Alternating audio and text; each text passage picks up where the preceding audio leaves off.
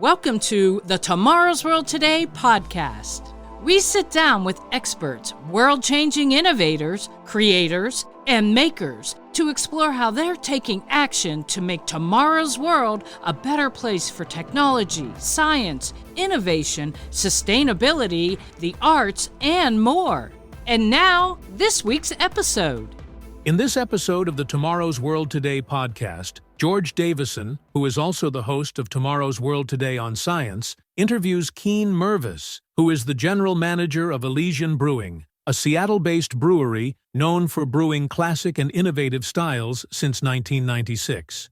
Kean dives into the heart of the craft beer industry by explaining the role technology plays in ensuring product quality and consistency. He shares insights on how Elysian remains true to its founder's vision while navigating rapid growth and innovating to meet evolving consumer demands. Now here's George.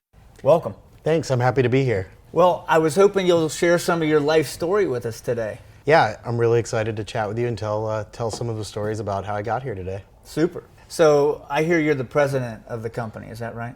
Yep, that's correct. I've been the president of Elysian for about the last 2 years and took over after around 11 years in the brewing industry with roles all over the place, starting actually on the brewing side, which is kind of unique because this role leans in the commercial direction for a lot of it, but you have to be a little bit of a jack of all trades, so I have some experience in sales and marketing, brewing, and lots of other parts of the brewing business. To be a president of a company kind of requires multiple layers and skills, like multiple hats you're wearing, right? So I heard you say marketing, sales, you have to understand production. There's a lot to running a company. Yeah, absolutely. It's actually one of the most fun parts of the job. On days I'll be in one conversation about a label design and then be troubleshooting a brewing problem all the way to, we also have 3 pubs that we operate, brew pubs that we operate. So there I'm also troubleshooting, how do we optimize our service for game days?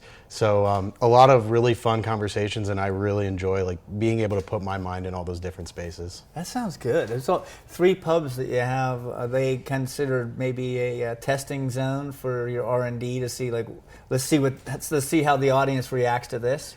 Yeah, absolutely. So we actually brew around 140 unique beers each year. Wow. Only about 10 to 15 of those make it to our packaged products, which people can buy around the US in stores. But the rest of those beers are only available at our pubs, and it's a really fun way for us to test our innovations. We have a lot of connections around the Pacific Northwest region with experimental hop growing, so we can test those ingredients. We can push the boundaries with ingredients, which is where a lot of our pumpkin beers came from. We are the biggest and best pumpkin beer brewer in the world, and we're also able to talk to consumers and get feedback and learn about what our fans like as we build our innovation pipeline and take those to a bigger audience. I see. Yeah, that makes a lot of sense. Could we talk for a moment about where do the ideas come from for all these different 100+ labels that you're creating? Yeah, so I think there's 3 different areas where they come from. The first is in craft brewing. It's a very organic innovation process. We have a lot of people who are in the industry just experimenting with ingredients. They're mixing a yeast strain from one style with a yeast strain from another style and some hops from a third style and trying to figure out how all of those come together. And sometimes it works, sometimes it doesn't, but that's innovation, right? And then other ways, we're always monitoring, what our competition's doing, what other people like our innovation brewers are doing to determine if maybe they found a style that hits. And then we learn and we experiment and we taste what they're working on too. So those are a few of the different ways where we find stuff. That's kind of interesting and fun to learn a little more about the competition of the craft brewing. How this industry is kind of coming together. It's becoming more competitive. You're analyzing competitive threats, failing your way forward, as we like to say around here, to identify opportunity. Is that a good way of saying it? Yeah, absolutely. I think there was a period, we're in the craft industry now has plateaued after honestly a few decades of growth. And I think when consumers have really shown us what they gravitate towards now, and they gravitate towards IPAs, almost 1 in 2 craft beer is consumed is an IPA. Wow. And so the innovation space, I think, as the market plateaus, it gets a little bit more challenging. You have to think through what consumers want and make sure you're meeting the needs that consumers have decided on, versus that vast period of growth where honestly it's a little bit easier and almost everything works and everybody's kind of fat and happy as the industry's growing. Right. Makes a lot of sense. All right, so since you touched on it, how big of an organization is you? How many employees would you have? And let's talk about sales for a moment. Yeah, so we have around 160 employees across our three brew pub locations, marketing, sales, and of course brewery production. We have 3 pubs, as I mentioned. One of them is our original location. It's actually been there in the neighborhood of Capitol Hill, which is in Seattle, for the last 28 years. We have a location near the football and baseball stadiums in Seattle, and then we have a small tap room in Georgetown as well. From a broader sales perspective, we're very proud to say that we have the 4th largest IPA in the U.S. In dollar sales. It's called Space Dust, and you can get it around the entire country. So I encourage you to try it if you haven't yet. It's on my list. Okay, good. Okay, now that I've got Space Dust on my mind, let me see if I can keep this interview going in the right direction. Cool. So these ideas are bubbling up. You're creating these new formulas and whatnot. Eventually, if I go back far enough, there had to be a founder of this organization who bubbled up an idea to do all this business, right? Can you give me a little backstory on who is the founder of the organization and how did all this come to be? Yeah, so we had 3 founders. Like I said, we're 28 years old. So in 1996, Dick Cantwell, Joe Basaka, and David Bueller met.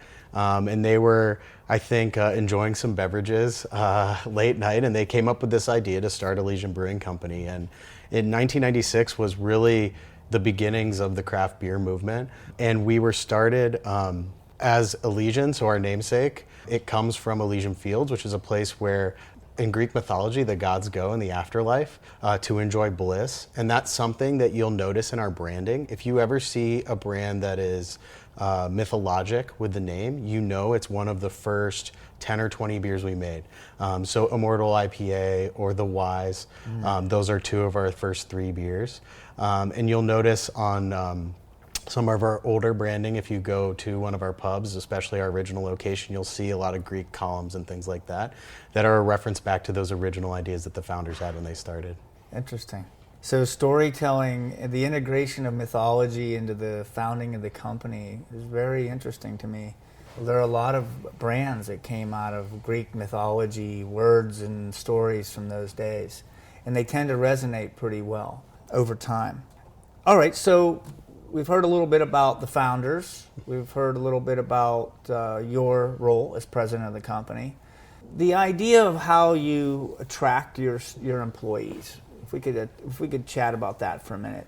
So you're a growing organization, and if I was looking for a job today as a young person, what are the kind of skill sets that you look for to do hiring?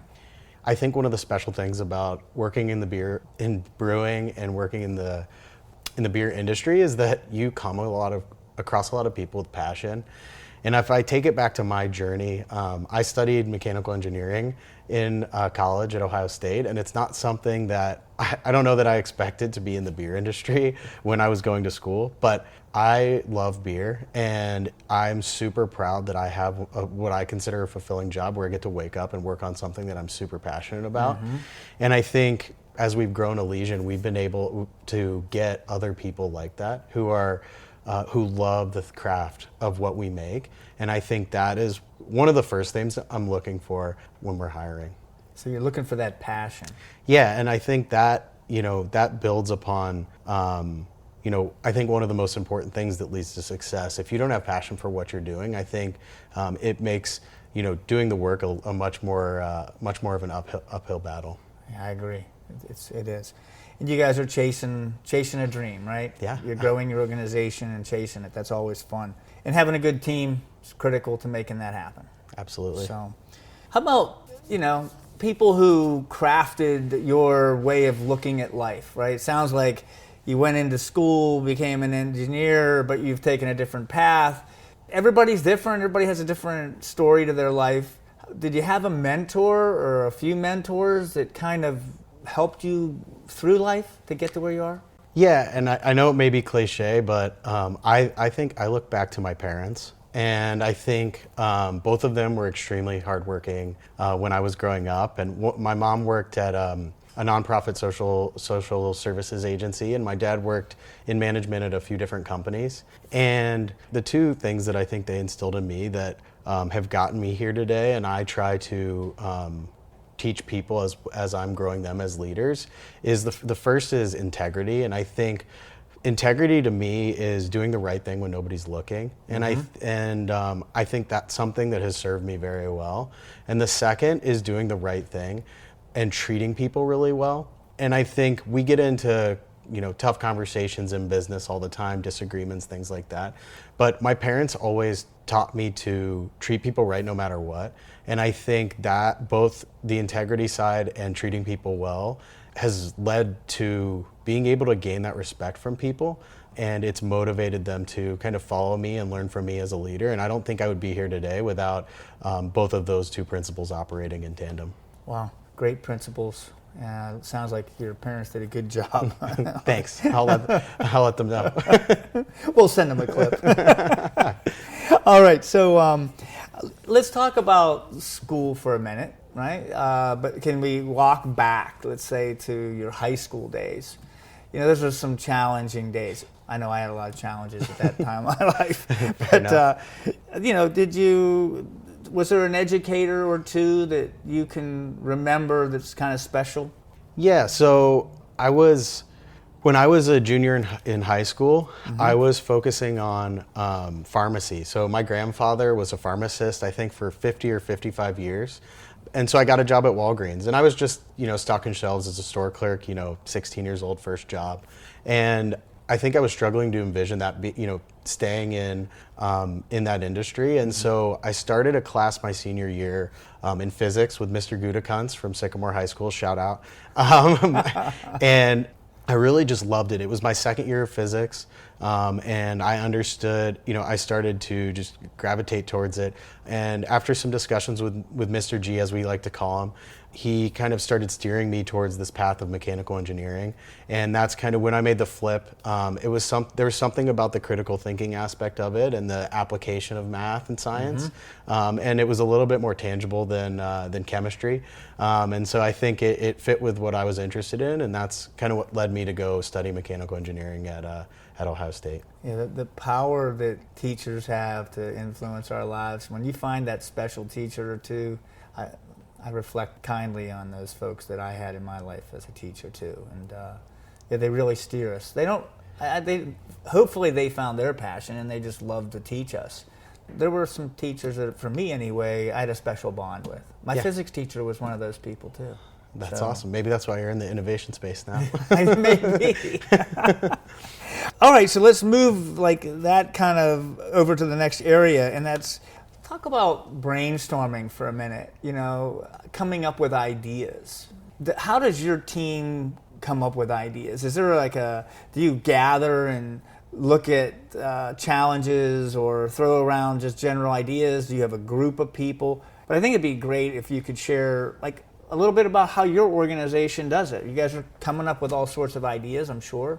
Yeah, absolutely. Yeah, so we talked a little bit about the 140 beers that we innovate each year, and a portion of those are just organic ideas driven by the brewers, but some of them are also more strategic ideas that are targeted to the competitive aspect that we talk about, or consumer needs. So what does a consumer want to drink? And those are the brands that become a part of our package lineup. And to kick off our packaged beer process, we start with a brainstorm. So, and it's typically, we're in the beer industry, a brainstorm in our world is a tasting. And so we will identify a consumer need for that new product that we want to put into our portfolio.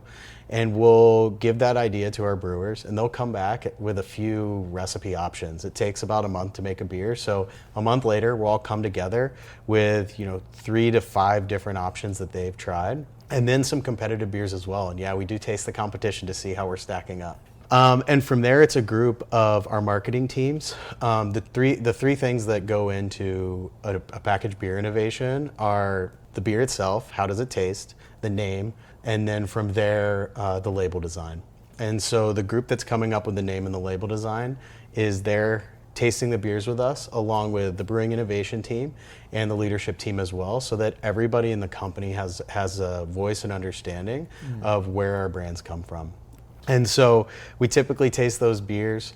There's things that we like, things that we don't, things that we need to tweak, and also hearing the marketing team, hearing where the brewers got inspired, gives them a foundation for them to go start working on that, the name and the label, while the brewers go back and make tweaks to the recipe as we get closer to that final beer.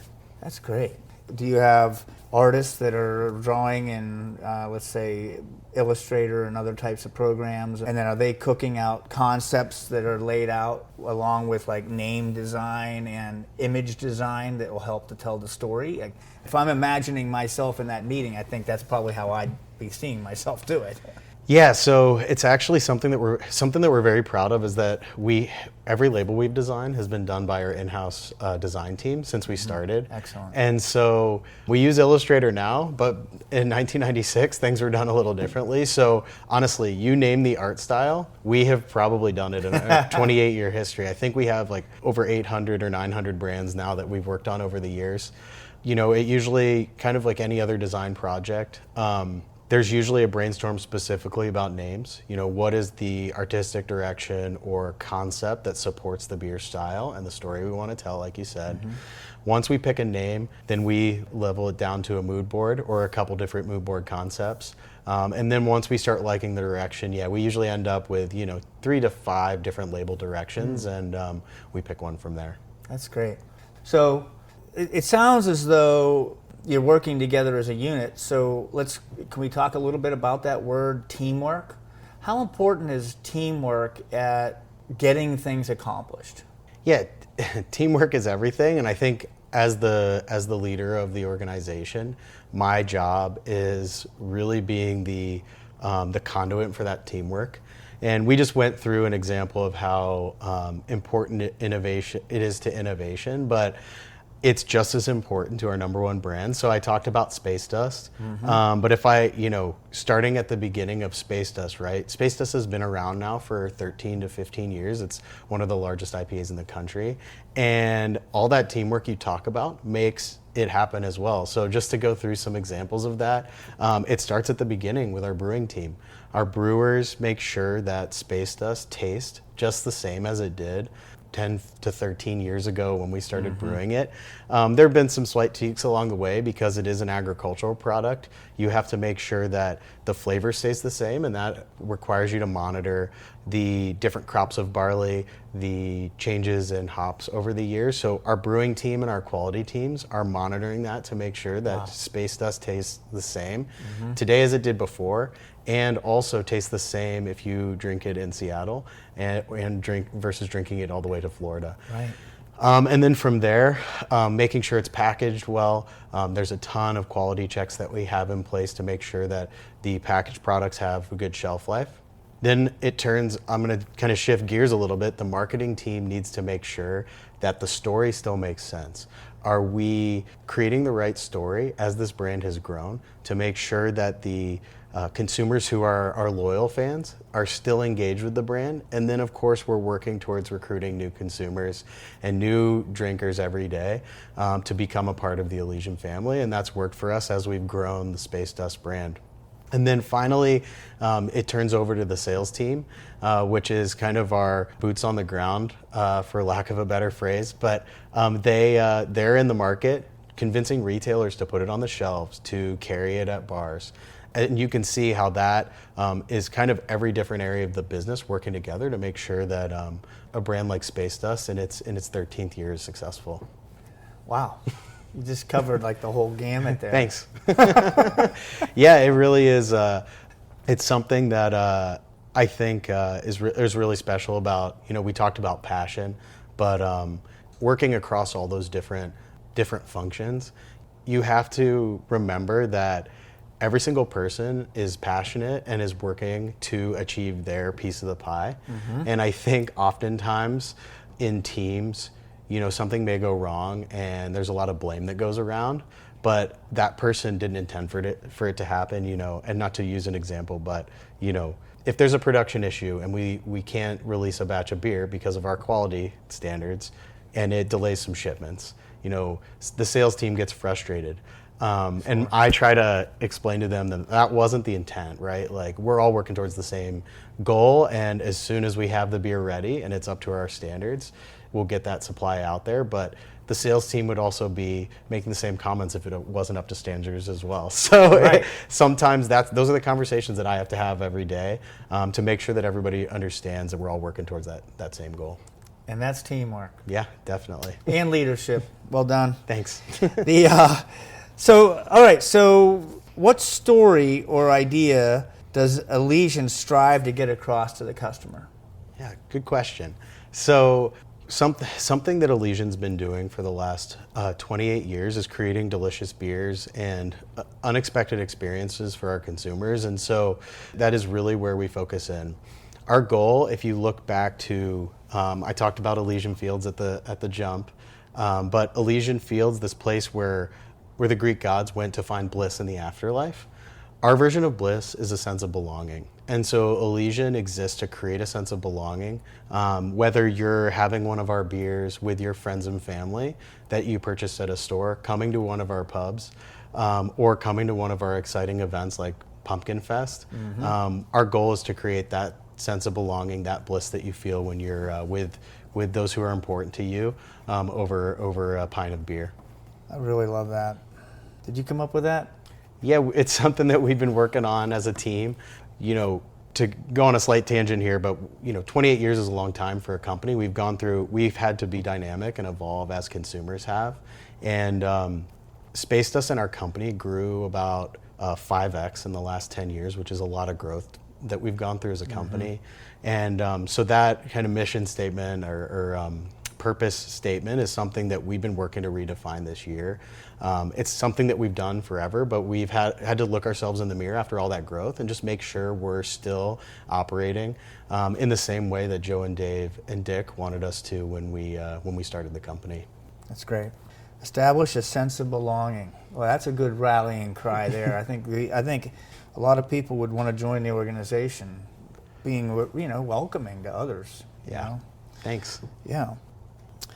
All right. As our society becomes increasingly more dependent on technology, what has Elysian done to keep up with the trend? Yeah, so I think this is a really fun question from a brewing perspective because we've been brewing beer as a society for thousands of years. And so I think that there's a couple places where technology has been implemented that I think are interesting to talk about. So the first is and I talked a little bit about this in a few minutes ago, but the packaging quality and beer quality is something that's very important to us and everything that we do. And so we've invested in new high-speed bottle and can fillers, which is something that increases our consistency with fills, which reduces waste. And it is state-of-the-art equipment that ensures the smallest amount of oxygen gets into the beer. And oxygen is one of the enemies of beer. It causes beer to degrade over time in flavor. Beer doesn't expire, it tastes a little worse over time. And so that investment in that technology has helped make sure that our beer tastes better when it's picked up off of the shelf. So it stays fresher longer. Stays fresher longer, and then the same thing is true for our lab. We have a state-of-the-art lab where we're monitoring everything from to make sure that the beer has fermented properly and things like that, which also is very important for the consistency of the beer. Again, like I said, a Space Dust needs to taste the same every time. That's the challenge of, I kind of call it commercial brewing versus home brewing. As long as the home brew tastes good, you're going to be happy. But we have to make sure that every brand tastes like that brand that it is.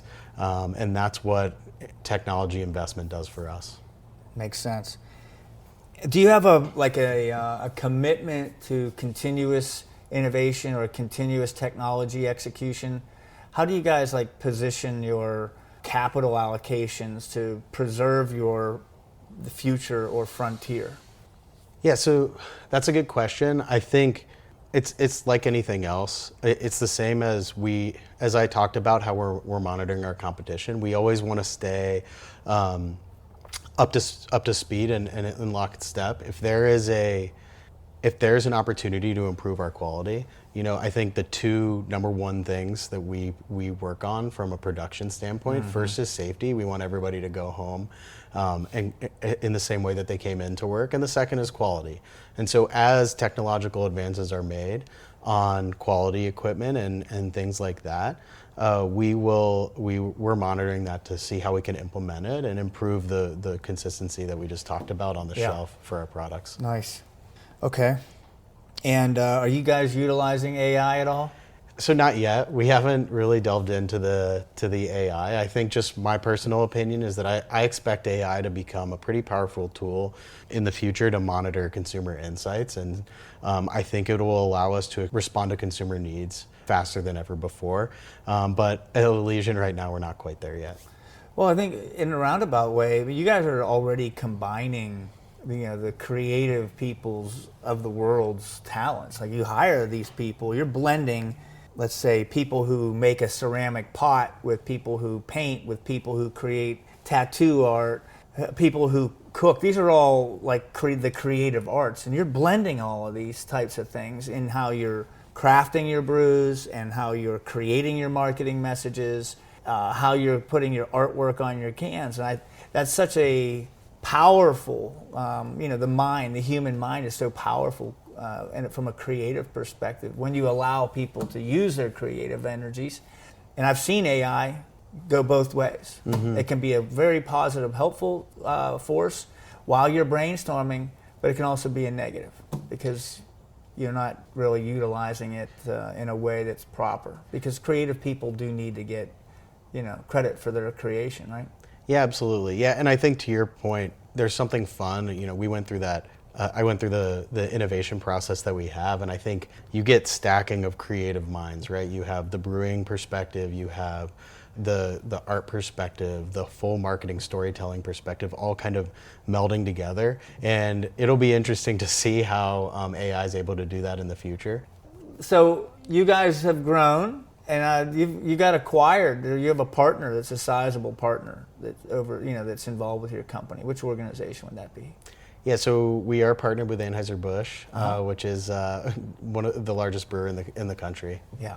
So from the field of integration of the smaller with the larger, how's that work? Yeah, so really the biggest thing that AnheuserBusch has brought to us since we partnered with them is resources and support. And the cool part is we operate as a decentralized model. So as the leader of the company, I still have the ability to make decisions commercially and whatnot on my own.